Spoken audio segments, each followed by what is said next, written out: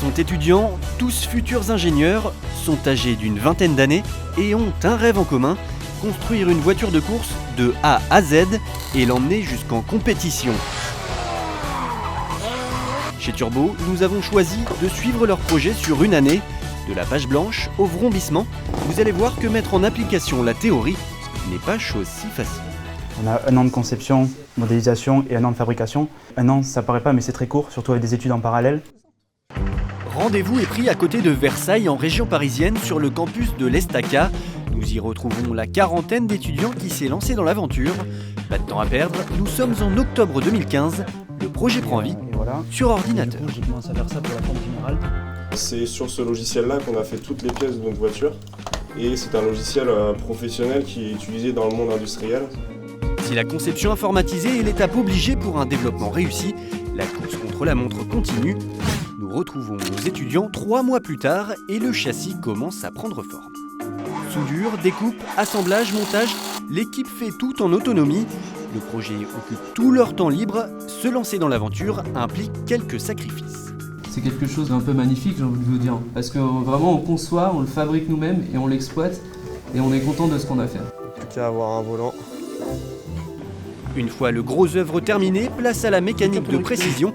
L'installation du moteur est délicate. Juste que je garde le fil noir avec moi. Pour animer leur bolide, nos étudiants ont opté pour ce moteur de moto BMW de 45 chevaux, d'occasion. Reste à savoir s'il démarre.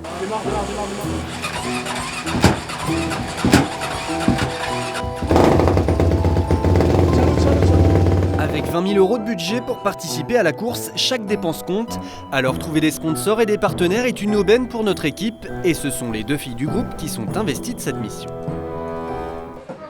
Ce matin, un artisan breton vient livrer la carrosserie qu'il leur a fabriquée gratuitement. On a travaillé sur plan sans voir la voiture. Bon, il va y avoir des petits trucs à ajuster. Donc là, moi je propose qu'on coupe ça et après on avise. L'échange avec le professionnel va nous permettre tout simplement de faire des choix techniques qui vont rendre la fabrication beaucoup plus simple.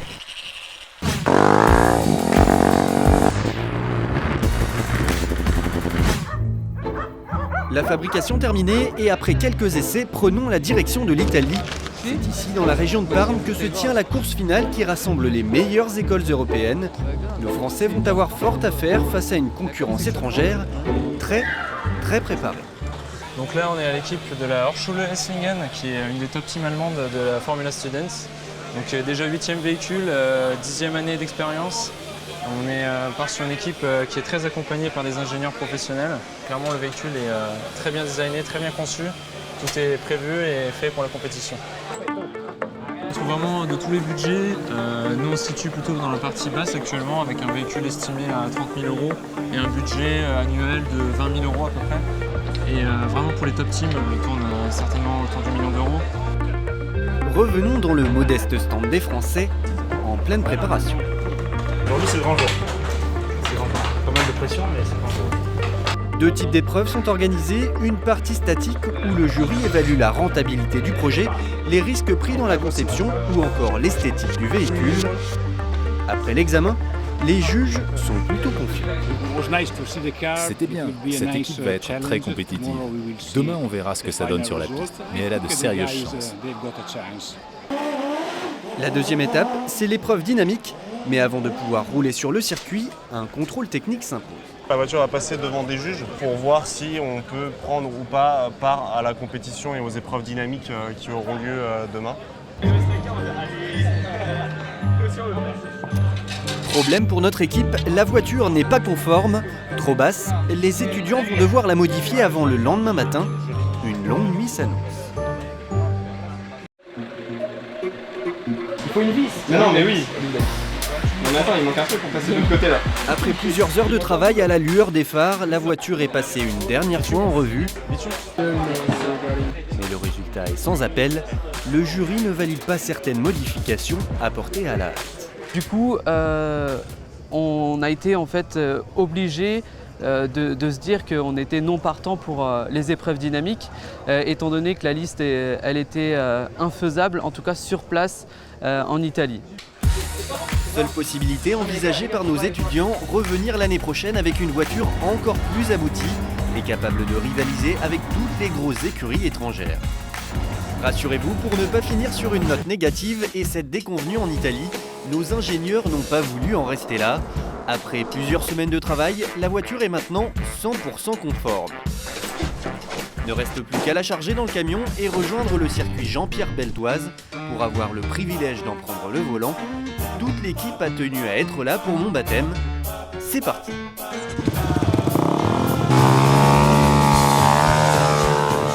Le terrain de jeu de ce prototype n'est pas la piste à proprement parler, mais les épreuves d'agilité.